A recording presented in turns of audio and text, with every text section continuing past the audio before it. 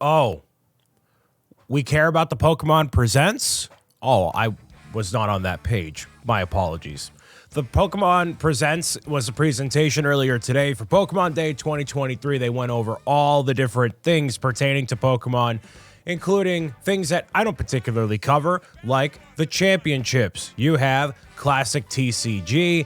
You have a Netflix series, which I didn't think that was going to happen as a additional animation thing, but the bulk of what everybody was excited about was obviously Pokemon Sleep and how fun and engaging that is for a multi-billion-dollar corporation to track your sleep because they need data on that as well.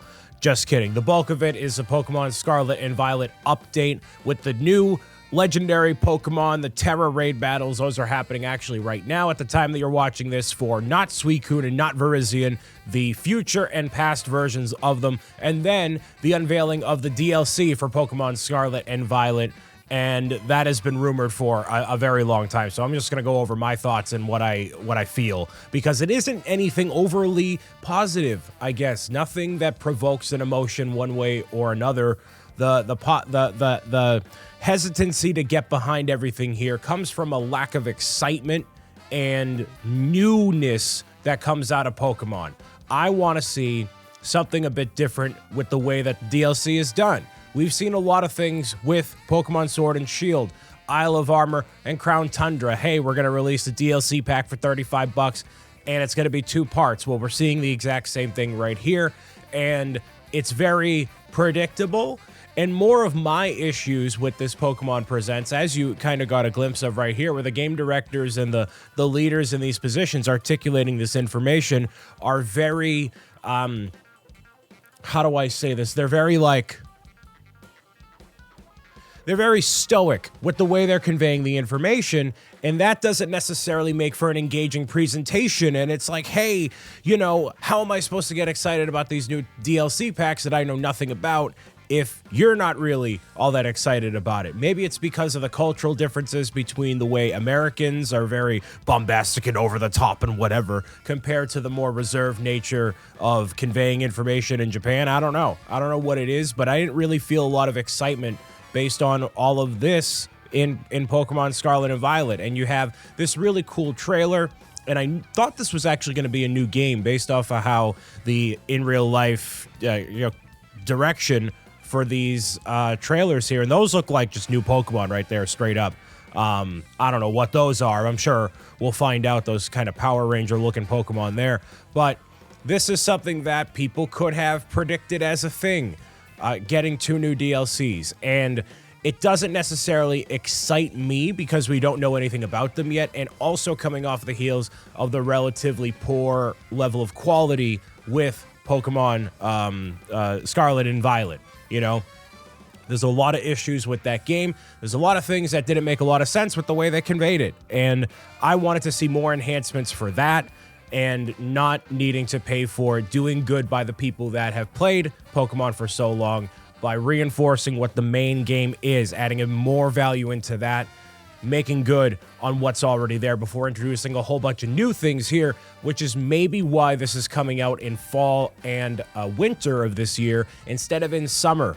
I feel like, I don't feel like, I don't remember because it was so long ago, if the Crown Tundra, or in that case Isle of Armor, came out in summertime or if that was still fall as well. I forget the timeline on that sort of thing, but there's still plenty of issues with Scarlet and Violet that haven't been addressed, and now we're getting all these new Pokemon with these new characters that we don't necessarily have all the investment with. And maybe it's because I don't watch the anime, I'm not involved with the TCG, but when I see all these characters on the other side of the screen over here, I'm like, who are these people? And I kind of said that all throughout Scarlet and Violet as well. I'm like, who are you people? Like, what is this? It's going to be a whole batch of new characters you're going to have to get to know, and then they'll be sidelined for some other characters in the next game anyways. So with this Pokemon Presents, we also did not get any information pertaining to a Nintendo Switch Online with Pokemon Red, Blue, or Green.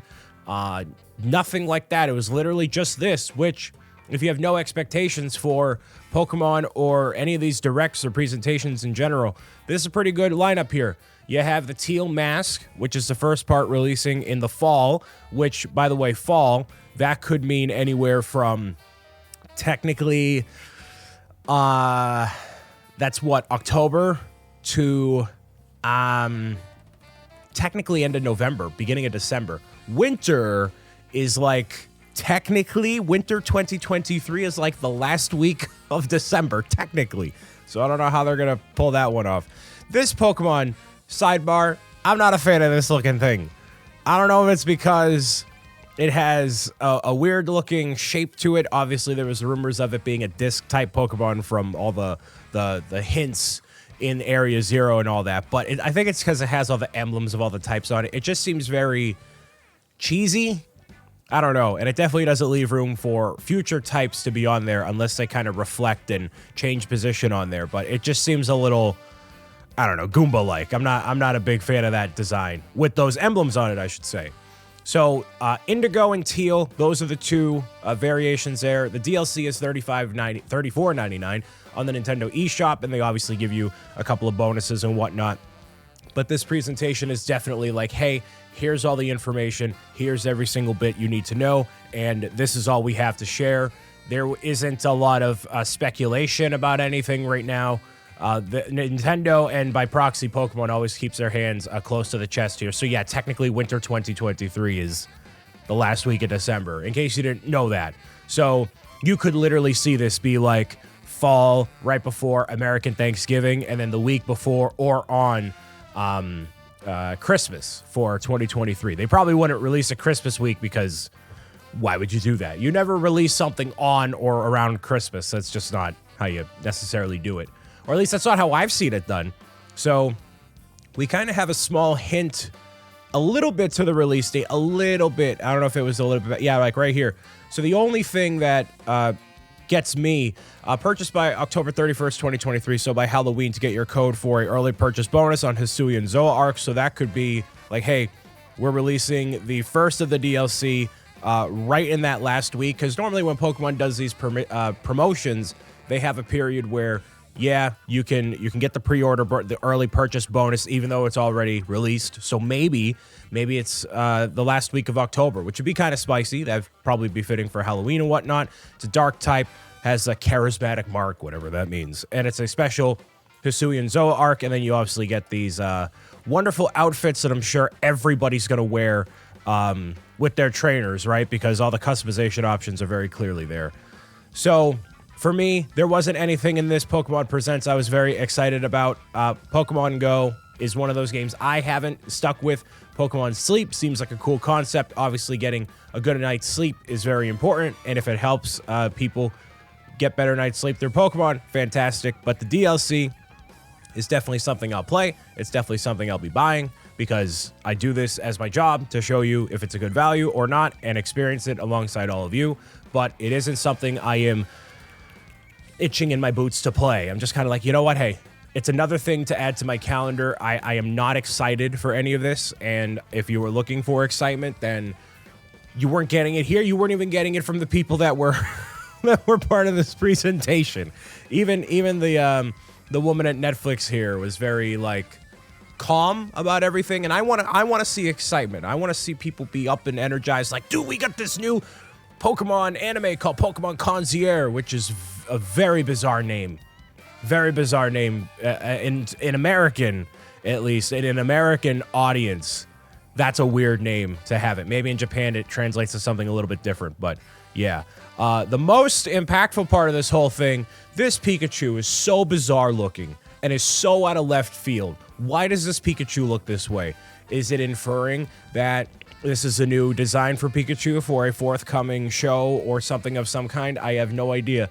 But man, that looks weird, and that was the coolest part of the whole thing for me. So eventually, I'll be playing the Pokemon DLC for Scarlet and Violet, but if you were looking for a spicy reaction, I don't really have one. Sorry, I got nothing for you. Next presentation should be a Nintendo Direct or something of some kind, but we actually just had one, so I guess not anytime soon. So until the next Pokemon Presents and we get this very weird-looking Pikachu, Have a fantastic rest of your day and keep me on and out.